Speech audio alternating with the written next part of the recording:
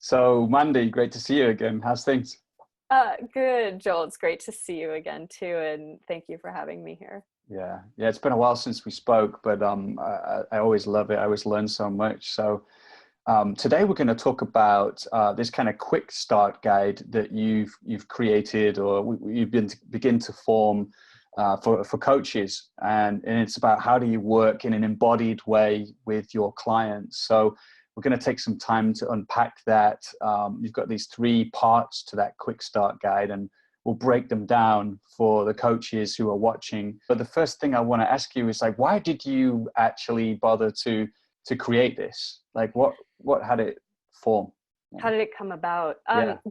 This emerged from a conversation that I had. So I was invited to speak to a small group of senior level executive coaches about somatic coaching and experiential coaching. It was something they didn't have a lot of exposure to, and they wanted to learn more about that methodology. Mm. And it was really fun and interesting and inspiring conversation for me.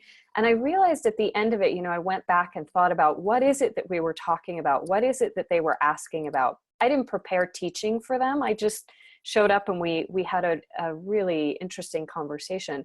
And what I realized as I was reflecting on our conversation is, in lots of different ways, what they were asking was, how could I put these principles, this kind of methodology, this approach of using the body in my coaching, how could I start doing that right away today when I go away from this call with my next client? What is something that I can do?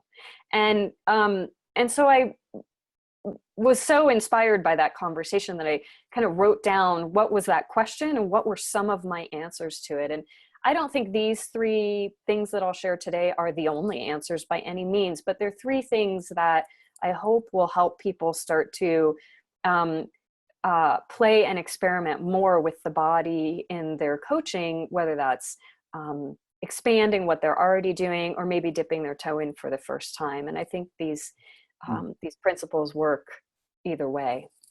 Awesome. I love that. Like, so this is going to be really practical and applicable for people watching. Before we kind of begin to explore it, I want to ask you if you could kind of shortly frame, like, why work with the body? Why is it powerful? Why is it important for coaches to do this?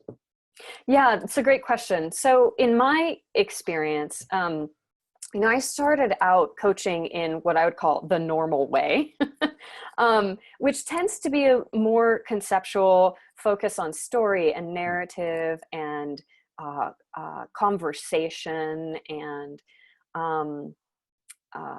belief systems, all of which is really, really, really, really important. But I also had a background in experiential education, and then I kind of encountered this more somatic and experiential way of coaching. And what I discovered as a coach myself is that the more I involved people's bodies in their exploration of where they wanted to go, in their exploration of what was getting in their way or what was keeping them stuck, they were able to make change more rapidly, and they were able to make more lasting change. And I actually found the same thing in my own life. The more experiential I made my own learning and my own personal growth, the more I involved my body, the more of my intelligence I was involving. And that just made learning and change more rapid and more lasting. And from that experience, then I went on to really educate myself in the neuroscience and neurobiology of how we learn and change. And so I'll be bringing a lot of that into our conversation today too. Yeah, beautiful. Well, let's dive in, because I know that's a topic that you speak beautifully about. Is that we're biological creatures, and that there's a whole kind of biological evolutionary kind of process that we can tap into as coaches to kind of enable that growth to happen more easily. So there's these three.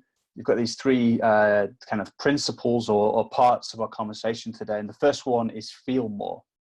So what do you mean by that? Like, let's set a context for that. Yeah, well, let me bridge from what I was just talking about to this concept of feeling more. So we have intelligence. Like, we tend to think, when we think about intelligence, some of us will think about multiple intelligences, right? There might be mathematical intelligence or spatial intelligence or emotional intelligence, or um, and and we do have these multiple intelligences. In, again, what I would call like conventional or traditional or typical coaching, we tend to focus a lot on conceptual kinds of intelligence. And we have this whole other intelligence in our, as an organism, as a Mm, biological organism, um, that supports our learning. And it's automatically part of our learning. It's never not part of our learning. And that is our embodied learning. So if I talk about that from a neurobiological perspective, I'm going to talk a little bit about perception. mm, So we think we have five senses, right? We have sight and smell and hearing and all of that. But neurobiologists tell us that we actually have multiple classes of sensation, so, and perception. And what those five senses fit into one particular class. That class of sensation is called exteroception. It's how we pay attention to the external world. But we also have a whole class of sensations and perceptions called interoception. And it's about how we pay attention to our internal environment, our internal world. And we have a whole other class of sensations, another five or six perceptions and sensations, that's proprioception. So where our body is physically in space. So we actually have these different ways of perceiving the world, and we think that our way of perceiving the world is very limited to our five senses. But actually, it's much, much broader than that. And when we use our bodies as an instrument of perception by feeling more, as coaches, we start to pick up on more information about our clients, about our client situation, about our own responsiveness to our client situation. And all of those things have been shown in research to be tied to decision making, tied to intuition, tied to ability to empathize. So the more that we can feel of our own sensations, we're tapping into a whole other part of our intelligence, a whole other part of our perceptual ability. mm, And we literally bring more smarts to the game mm, just by feeling more of our sensations. mm. Yeah, I mean, I'm a huge fan of this, and I think it's an imperative really for coaches to begin to broaden the range of kind of information that they can access in relationship to their coaching client. And I love this term you're using, like self as instrument. So I get the sense of a coach who's kind of more attuned to their kind of interior experience, and then is able to bring that into the conversation that they're having with their coaching client. And I'm curious, like let's get practical. Like how might that look? If could you paint a picture of how that looks? Yeah, well, I'd love to do a couple of exercises with you, Joel, if you're open to that. Sure, yeah. Okay, good. So we're going to do like an abbreviated waking up of your body. So Okay. waking up of your perceptual instrument here, who you are and how you are. So just take your dominant hand, Mm-hmm. Yeah. and use your dominant hand to rub your shoulder and your arm, and like just give your skin a little brisk rub. And anyone who's listening or watching, I would invite you to do the same thing. Just rub that arm briskly, Mm, and then rub down the side of your body, and the left, if I'm touching my left side of my mm, torso, so all through the left side of your upper body, or if you happen to be doing your right side, that's fine too. And then just give yourself a little shake mm. and notice the difference right to left. Yeah. So on the side that you were just, we'll call it waking up, on the side that you were just waking up, what's a word or two that you would use to describe the quality of that side right now? Mm. Um, um, like vibration, Mm-hmm. and sensitivity. Mm-hmm. Sensitivity. Yeah. Yeah. Yeah. And what about the other side, the side that you haven't woken up yet? It's funny. I kind of feel like a little bit lopsided or something. So it's just there. I'm less sensitive to it. Uh-huh. It actually even feels a bit bigger on this side or something, like it's glowing a little bit. Glowing. Yeah. Sometimes people say alive or Mm. open.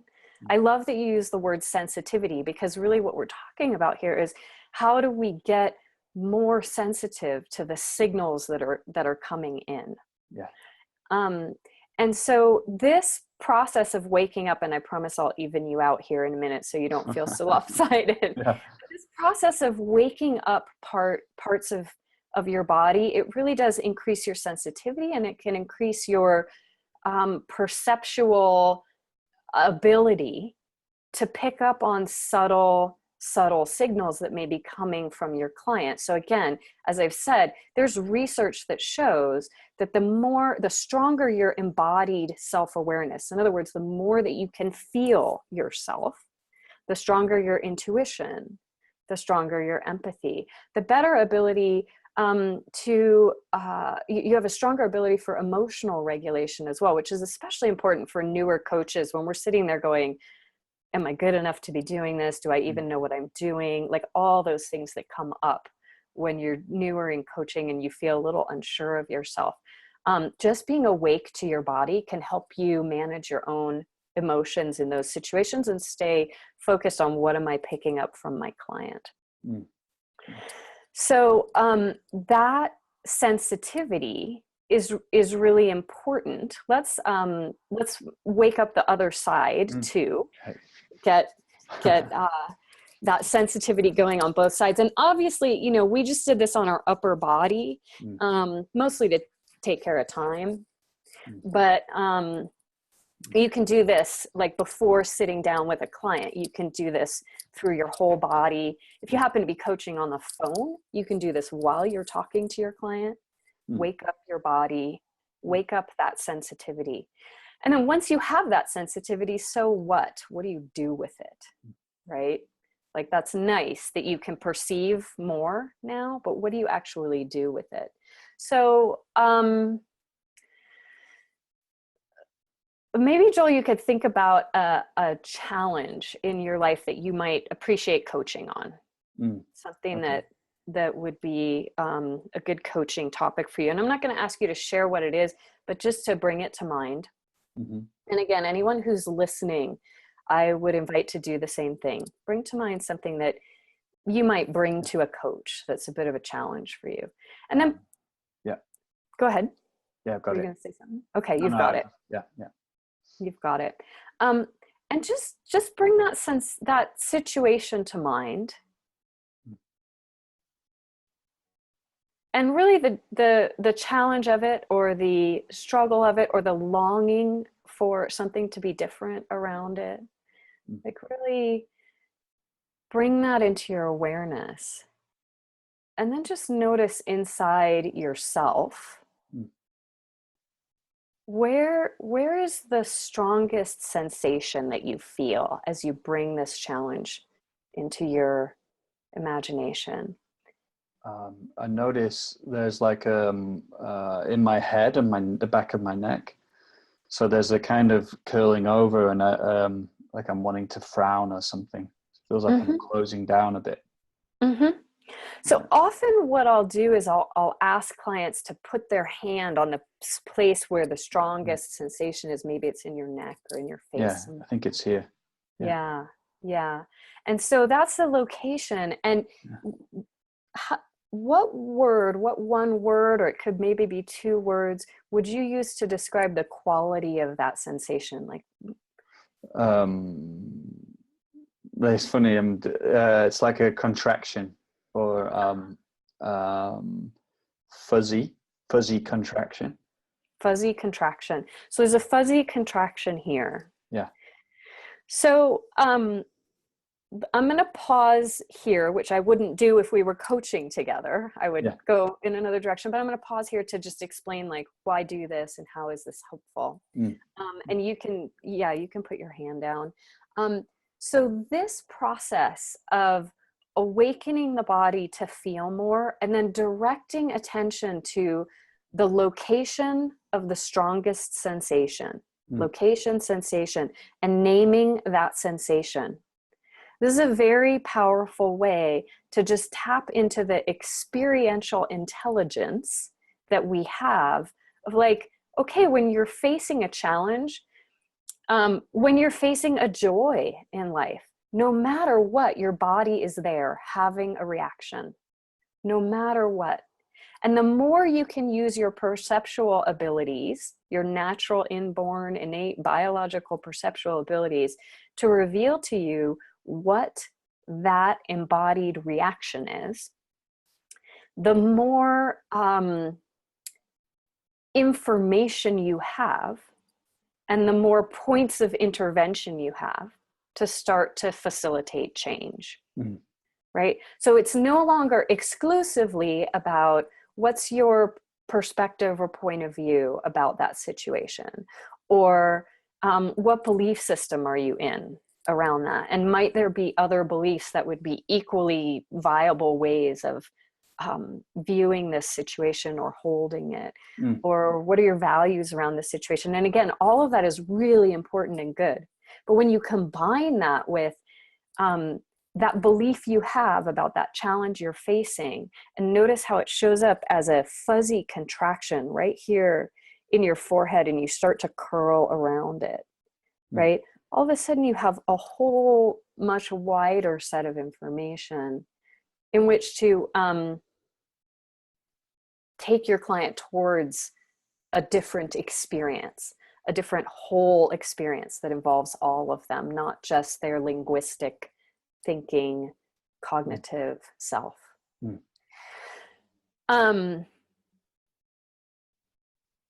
I want to say more, but let me pause there and just see if you have any questions about that. Yeah. Well, it's beautiful. I get that sense of, we're kind of, as a coaching client, I'm now starting to get an embodied sense of like how this topic shows up for me. Right. Like a reaction. What's my reaction, my embodied reaction to it? And I'm curious, like, what do you do next? Like, I'm guessing you wouldn't leave them there kind of with their hand on their head. Yeah. Yeah, exactly. So I want to bookmark something that I want to come back to, which is how do you use this in yourself as a coach, and how do you use this with your client? Yeah. But let me answer your question first, which is, where do you go to next? So you've got your client feeling more now. I'm going to give you a preview of the next two sort of buckets that we'll talk about. Okay. Another very practical thing you can do to use the body in coaching more is to develop more distinctions, to develop better language around sensation. What you'll often find is when somebody puts their hand on the strongest sensation, they'll say something like, you were pretty nuanced. You were able to say it's a fuzzy contraction. But what's very often the case, because we as humans in the world, and especially our clients who aren't thinking about this stuff much, they'll go, well, it just feels bad, or it feels anxious, or it feels, uncomfortable. And that's not a very nuanced way of describing what's going on. The more nuanced we can get, and we'll talk about this in a moment when we talk about developing distinctions, it's like the more clearly that experience can come into view for the client. And as you get them to sort of focus the camera lens more clearly and distinguish that from other experiences that they may have in their life where they maybe don't feel that fuzzy contraction so much, it starts to give them somewhere to move, so that they don't just have to have fuzzy contraction, but they can go, oh, but when I'm feeling really, good and happy and at my best, there's not a fuzzy contraction in my forehead. Instead, what I feel is fill in the blank. I'm not going to fill it in for you, Joel, but it's going to be something other than fuzzy contraction. Mm. And how might I move from one to the next, from one to the next? Mm. And then previewing, the third thing we'll talk about is building relevance for your client. So helping them see how that fuzzy contraction is part of essentially a constellation of responses to whatever the challenge is. And how do you move from a constellation that might include a certain belief system, a certain narrative, a certain interpretation of the situation, a certain embodied response, a certain set of emotions or background moods? How do you shift from that into a different constellation where all of a sudden new actions are available to them? So we'll move towards that as we continue to talk. Great. So let's we'll come back to those, and you said you wanted to bookmark these important kind of points. Yeah. So two things. One is these two things, waking up your body, and you can use this like scrubbing of your skin, waking up your sensory perceptive system is something you can use as a coach all the time with your clients. You never need to introduce your clients to that, but you can, right? You could have your clients do the same thing, wake up their own sensitivity.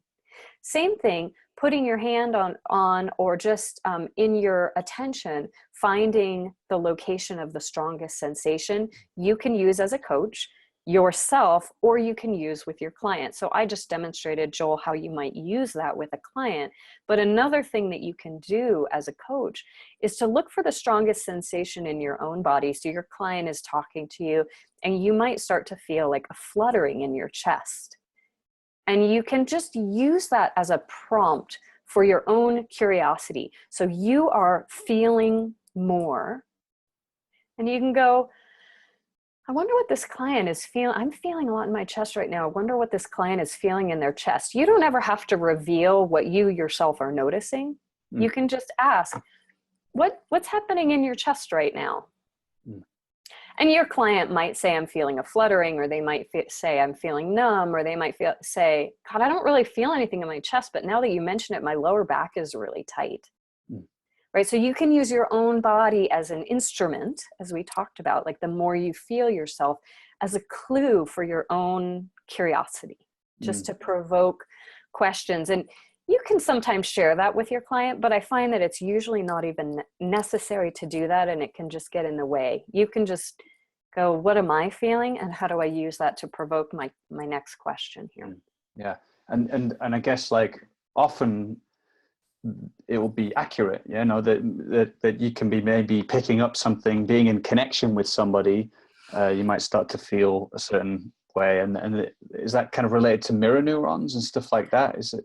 It is a little bit. So mirror neurons play a role. What happens there is the neural networks that are involved in embodied self-awareness, or in other words, our ability to feel our own internal sensations, our own position of our body in space, whether that's, you know, like a curling forward of shoulders and head, or a fluttering in the chest.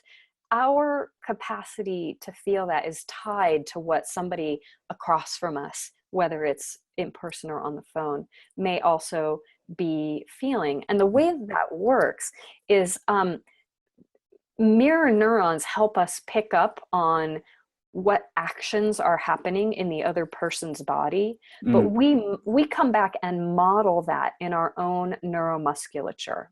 So a really easy way to think about this is, if I see you smile, the way that I'm able to intuit or perceive the meaning of that smile, for example, whether it's a genuine, hello, Mandy, I'm so happy to see you, or like a bit of a smirk, or a smile that is a polite smile, but you're not really feeling it. I get all that. I intuit all that. I understand all that by modeling in my own neuromusculature what it would feel like to make that same expression on my face. And that's true throughout your entire body. And it's why sometimes you'll feel your heart fluttering, and you'll ask your client, what's going on in your chest? And they'll go, gosh, my heart's really pounding right now. I I don't know what to do about it, right? And as a coach, you're going, whoa, how did that happen? You know, but it's actually just how our biology works. It's just how organisms work. Yeah, beautiful, beautiful. Yeah. Yeah, well, I love that. I love that. So I get this sense of the self as instrument, and let's move on to that point number 2. Yeah, you mentioned like using being able to make distinctions can be very helpful. So let's kind of unpack that one a little bit more. Yeah. Well, so one of the things that can make feeling ourselves more really, really challenging is that there are biological reasons why it's actually harder for us to do that.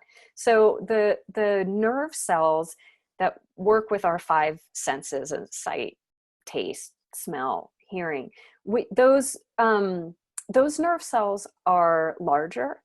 They're insulated in a particular way that makes messages move along them faster. So they kind of speak to us a little more loudly, and they capture more of our attention than those nerve cells that tell us more about our internal or interior experience, which those nerve cells are a little bit smaller. They're unmyelinated. In other words, they don't have this myelin sheath, this insulation around the nerve cells that has the signals move quite as fast. We're still talking nanoseconds, right? But what happens is our attention really gets captured by the world around us. That makes sense biologically. That's adaptive, right? Things change around us, and we need to be able to change in response to that. But we also get a lot of really, really important information from our internal sensations, and those happen, you know, more in nanosecond terms, more slowly and a little bit more quietly. So we need to learn to very deliberately direct our attention there if we're going to use that intelligence. And one of the things that really helps us direct our attention there is to have language, to be able to discern in a more nuanced and detailed way, what is it that we're feeling? So it's very, very common for clients and for us as coaches to kind of go to either name our sensations in very broad general terms like good, bad, comfortable, uncomfortable, or to talk about our sensations in terms of emotions. So we'll use words like anxious, or angry, or stirred up, right?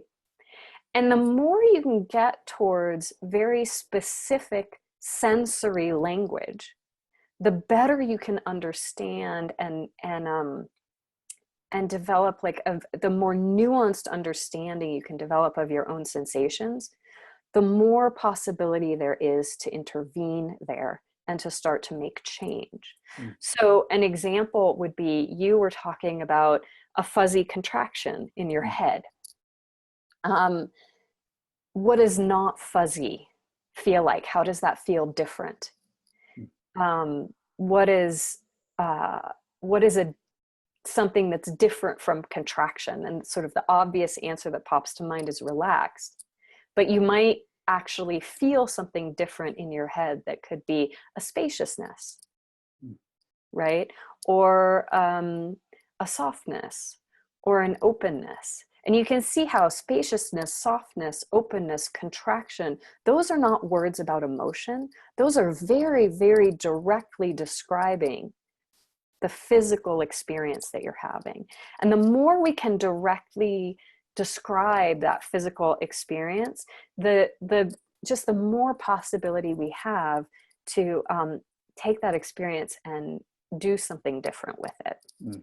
So we're getting closer and closer to it in some way with our attention, and maybe it begins to reveal further distinctions. If I'm like, oh, it's a contraction, and maybe I can start to feel it's a kind of sharp contraction, and it's located, it's kind of pulling inwards or something. So it starts to get more clear. Right. It starts to get more clear. And oftentimes, whatever that sensation is will have a shape, a particular shape to it. Like there'll be boundaries to it. Like it's way inside your forehead. It's a small spot inside your forehead, or it's a contraction that feels like it's happening from 2 inches outside your forehead and it's just pressing down like a vice, right? What do I want to say here? It's like,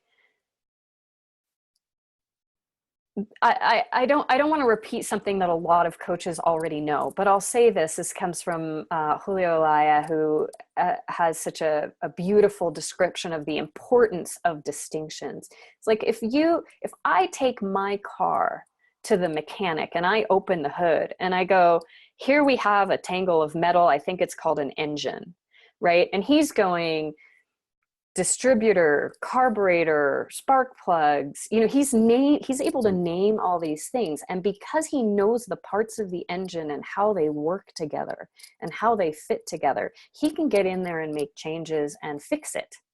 Whereas I don't have that capacity because I don't have language to distinguish between part A and part B. Yeah. When we get language to distinguish between sensation A and sensation B, we start to develop the capacity to go, oh, instead of contracting like this, what if I deliberately contracted my forehead and then deliberately uncontracted it? What happens if you do that? That gives you a whole other way to intervene.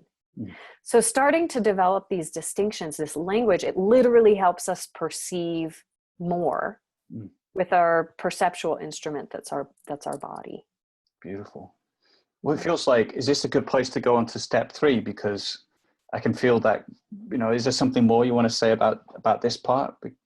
Let me just say one more thing. So this is a really practical thing that you can do, which is our bodies speak to us. We have nerve cells that tell us about temperature. We have nerve cells that tell us about pressure. And those nerve cells that tell us about pressure will also tell us about different movement in our bodies. So if you just make on a piece of paper a list, one column that says temperature, one column that says pressure, one column that says movement, and you start to list out all the different words that you can think of. Temperature is more than just hot and cold, right? You might be shivering, your teeth might be chattering, you might be experiencing sort of a diffuse, lukewarm, sort of flush of warmth, right? So how many words can you come up with for temperature? How many words can you come up with for pressure, or the continuum between tight and relaxed, contracted and expanded, right? How many different words can you come up with? How many words can you come up with for the tingling, pulsing, beating, whooshing sensations that move through your body? So for anyone who's listening, a very practical step that I would suggest is to just make that list: temperature, pressure, movement. Start to make lists and start to pay attention to, when you place your hand on the strongest sensation in your body, what do you see on that list? Is it warm or cool? And what word would you use to describe it? Is it contracted or expanded? And what word would you use to describe it? So that you can get, again, really practical about how to use these distinctions in your coaching. Yeah, nice. I'm just thinking of, a decade ago when emotional intelligence was really hot, and that would be one of the things they'd recommend was, write down all the different kinds and subtleties of emotions so you can start to see more. You can see more of them when they're arising, and that kind of gives you more. You become more self-aware. So exactly, beautiful step. Let's talk about the number 3 that you said. Like there's a way that we can begin to create shifts as well. So and this step 3, like you said, build relevance. So maybe you could say a few words about that. Yeah, so this part about building relevance and creating shifts is really important. So one of the things that I will commonly see coaches who are newer to using the body in coaching that will commonly do will ask sort of a generic question like, how does that feel in your body? And then you go, oh, it's sort of a fuzzy contraction. And then they'll go, okay, great. And they'll move on to the next question, right? But what's really important is to start to tie the experience you're having in your body, or the experience your client is having in their body, to the experience they have in their life. And one of the ways that you can do that very practically is to ask, is to link up that embodied experience with the action that they might take. And the best way to explain this probably is through another illustration, another experience. So think of that same challenge that you have, Joel. And then, and again, anyone listening, please do this yourself. It's just amazing how I start to feel the same response in my body. All of a sudden the fuzzy contraction is there. Yeah. Okay, so let's do this 3 ways. So really take on that fuzzy contraction. Let it take hold of you. Yeah. And yeah, even I see it in you, the way that your eyes are downcast, your chin drops. It's subtle, but there's like a something is either pushing you from the back or pulling you forward. Yeah. And so from this place of fuzzy contraction, in a sentence or two, what actions are available to you from this place of fuzzy contraction? How can you respond to your challenge from here? The first response is like, ignore it. It's like a closing down, and I just want to ignore it. It's a bit like it recycles itself. So it's like the response is like, oh, if I exaggerate even more, it's like, and then it builds into frustration. And then there's just a wanting to pull away. It doesn't actually feel like there's a lot possible from that place. Yeah. Ignore it makes sense, because what I see in your body is like a closing down that is, it's a subtle way of just withdrawing. Right. So shake that off a little bit, and let's try something else. Sure. I'm going to get on the edge of my chair here, and you might want to do the same. And just lean forward a little bit, and focus your eyes like a hawk.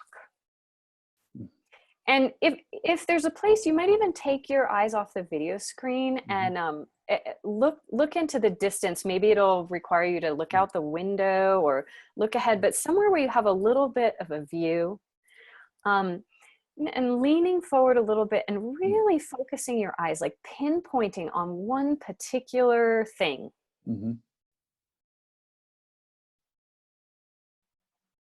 And then from this place, from this embodied stance, if you bring your challenge to mind, what kinds of actions are available from here?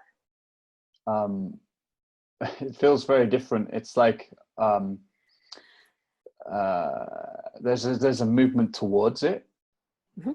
So it's like a feeling of optimism, a movement towards, and it's just like, okay, let's just be very practical here and break this down into small achievable steps, and then just do it, but it make it really small steps, and then you'll chunk through it. That's very different from ignoring it and yeah, withdrawing, completely. for sure. I'm quite amazed, actually. I'm quite amazed by the difference. Yeah. So shake that one off, and let's try a third one. So lean back in your chair and maybe let your eyes kind of lift to, if there were a horizon line out in the distance, kind of let your eyes be really relaxed. So relax all the small muscles around your eyes, relax your jaw, and even the muscles right around your nose. If you don't know how to do that, that's totally okay. Just in your imagination, just imagine that your nose is softening, that your chin is softening. and let the back of your neck be soft. And like if you were sitting on a couch, you might stretch your arms out back across the back of the couch. So just like as if you're really leaning back, and you're not in a chair where it would be comfortable to do that necessarily, but let your chest be open. And from here, with respect to your challenge, what kinds of actions are available to you?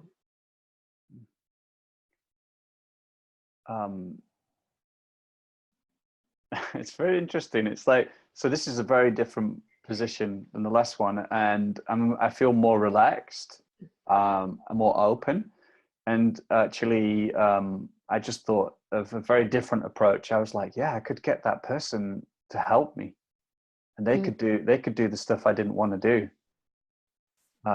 So it's like, and that felt great too. It's like, yeah, solves a lot of the issue. Yeah. So from a coaching perspective, where we might go from here is to, explore a couple of different embodied states, and then start to bring together actions from one state and another state and another state, where you can start to go, these are some of the things that you can do when we're looking at the core competency of designing actions or co-designing actions. These are some of the things that you can do to address those that challenge that you're facing. And then you go out into the world, and like, it's still hard because your automatic embodied reaction is this ignore, withdraw, fuzzy, contraction in your head. But you have something different you can do. So not only making an action plan to kind of take some steps and perhaps to invite somebody in to help you, but also when it feels uncomfortable to invite somebody in, because maybe that's a little risky, or you find yourself getting into this fuzzy contraction place again, you get to relax and soften your face and your eyes, or you get to focus like a hawk, or you get to do the third or fourth or fifth experience that we didn't get to try here on this call because of time, right? But you can cycle through many of these until you find actions that are useful and valuable for your client to take. And this is really about tying not just exploring an embodied state, but tying the embodied state to an action that somebody might actually take in their lives, building that relevance. So it becomes super practical. And I can imagine, I've got an imprint now of this shift.